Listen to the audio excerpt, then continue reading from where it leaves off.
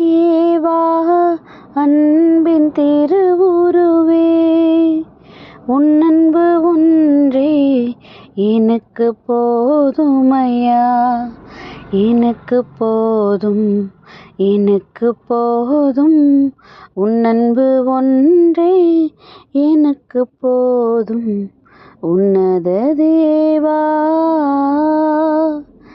தந்தையாய் தாயுமாய் என்னை காப்பவரே, தகுதியில்லா என்னை தேர்ந்து வாழ்வு தருபவரே, கருணை தெய்வமே உன்னை நான் மறவேன், காலமெல்லாம் உந்தன் கரம் பிடிப்பே, காலமெல்லாம் உந்தன் கரம் பிடிப்பே, உன்னத தேவா.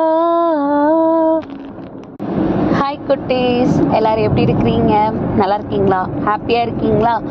நம்மளை ரொம்ப அருமையாக தாயின் கருவில் உருவாக்கி அதுக்காக நம்மளை தெரிந்தெடுத்து இவ்வளோ நாட்களாக நம்மளை பாதுகாத்து பராமரித்து வழிநடத்தி வந்த தேவன் இன்றைக்கும் கூட ஒரு புதியதொரு மாதத்தை நம்ம எல்லாரும் காணும்படியாக நமக்கு அருமையாக வச்சுருக்கிறாங்க. அதற்காக அவர் நம்மளை தெரிந்து கொண்டதுக்கு நம்ம ஃபஸ்ட்டு எல்லாருமே நன்றி சொல்லணும் குட்டீஸ்.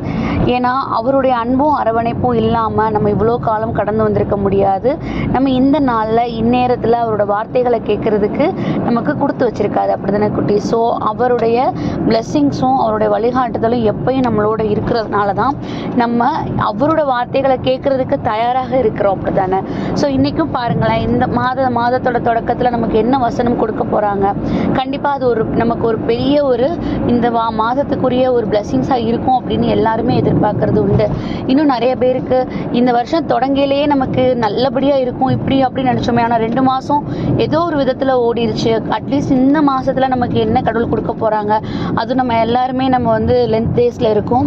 ஸோ கண்டிப்பாக இந்த மாதத்துடைய வார்த்தை நம்மளோட வாழ்க்கையில் ஒரு பெரியதொரு மாற்றத்தை உண்டு பண்ணும். இந்த மாதிரி நிறைய எதிர்பார்ப்புகளோட இந்த மாதத்தோட வாக்குத்தத்தத்துக்காக நம்ம என்ன பண்ணியிருக்கலாம், நம்ம எதிர்பார்த்துருக்கலாம்.